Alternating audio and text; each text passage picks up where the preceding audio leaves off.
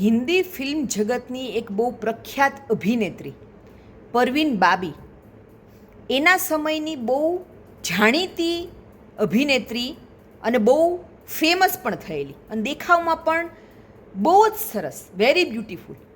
પણ એક જ એના જીવનની મોટામાં મોટી ભૂલ કે એ છે ને બધા ટોક્સિક પ્રેમીઓના જાળમાં ફસાઈ ગઈ એક પછી એક, અને એમાં એની જિંદગી ખલાસ થઈ ગઈ. છેલ્લે ગુજરી ગઈ ને ત્યારે એના ફ્લેટમાં એ સાવ એકલી હતી. 3-4 દિવસ થઈ ગયા, એના ડેડ બોડીની કોઈને ખબર નહોતી પડી, અને પછી જ્યારે ખોલ્યો ને ફ્લેટ ત્યારે એનું શરીર આખું દુર્ગંધ મારતું હતું. એવી અવસ્થામાં એ બિચારી ગુજરી ગઈ. તો પરવીન બાબીના જીવન પરથી છે ને દરેક સ્ત્રીએ એક વસ્તુ શીખવા જેવી છે કે પ્રેમ કરતાં પહેલાં તમારા આત્મસન્માનને આગળ રાખતા શીખો. જો તમે તમારા હૃદયથી વધારે વિચારશો ને બુદ્ધિનો ઉપયોગ નહીં કરો ને તો તમને એક નહીં 3-4 ટોક્સિક પુરુષો લાઇનમાં ઊભા હશે એક પછી એક પ્રેમની જાળમાં ફસાવા માટે. આજના સમયની આ રિયાલિટી છે, જે પરવીન બાબી સાથે આજથી કદાચ 25 કે 30 વર્ષ પહેલાં થયેલું. કે તમને એવા સપના દેખાડશે કે યાર તું મારી જિંદગી છો, તું જ મારી માટે બધું છો. પછી તમને પ્રેમની જાળમાં ફસાવશે આવા ટોક્સિક પુરુષો.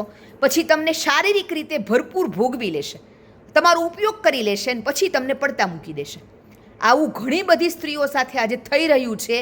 પ્રેમની જાળમાં ફસાઈને છોકરીઓ પોતાનું શારીરિક અને માનસિક શોષણ થવા દે છે, અને પછી એવા ટોક્સિક પ્રેમીઓ 1, 2, 3 વર્ષ એને ભોગવે ને પછી રખડતી મૂકી દે છે. પછી સ્ત્રીની જિંદગી ખલાસ. તો તમારા હૃદય કરતાં વધારે બુદ્ધિથી વિચારતા શીખો. જે સંબંધમાં તમારું મન અંદરથી વારે વારે ના પાડતું હોય ને કે આમાં કંઈક ખોટું છે, આમાં મારું સેલ્ફ રિસ્પેક્ટ, મારું આત્મસન્માન નથી જળવાતું, ત્યાં અટકતા શીખો. ભલે એકલા રહેવું પડે અમુક સમય માટે, પણ ખોટી વ્યક્તિ સાથે ખોટા સંબંધમાં આગળ નહીં વધો. એમાંથી બને એટલું જલ્દી બહાર નીકળતા શીખો. કેમ કે એ પુરુષ છે ને એ તમારી લાગણીઓ સાથે, તમારા શરીર સાથે રમીને જતો રહેશે. એને કોઈ ફરક નહીં પડે, પણ તમારી જિંદગી વેરવિખેર થઈ જશે. અને પછી તમે જે તૂટશો ને એમાંથી ઊભા થતાં તમારે બીજા 5 કે 10 વર્ષ નીકળી જશે.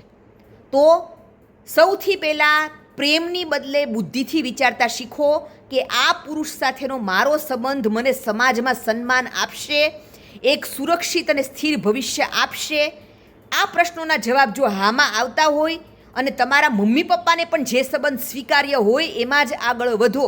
ખોટી પ્રેમ જાળમાં ફસાવાથી બચો, દરેક દીકરીઓ અને દરેક સ્ત્રીઓ.